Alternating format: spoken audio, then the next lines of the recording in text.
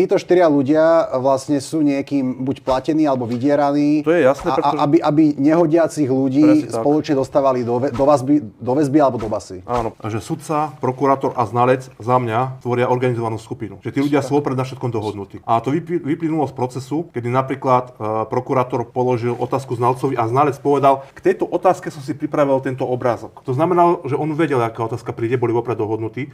Odpovede boli nacvičené a sudca ho kryl pri každom prešľape, keď porušoval sa trestný poriadok, lebo znalec sa nesmie vyjadrovať k tvojej výpovedi. Hej? On sa vyjadril, sudca mu dal v rozpore s trestným poriadkom priestor, čo nesmie. Nikoho to nezaujímalo. Znalec prejavoval záujem na výsledku procesu. Poďme ich pomenovať. Znalec bol teda Medvecký, sudca bol kto? Cisárik a prokurátor bol Nociar. Takže Cisárik, Nociar a Medvecký sú organizovaná skupina. Plus by som ešte zahrnul vyšetrovateľa Kochlica do toho.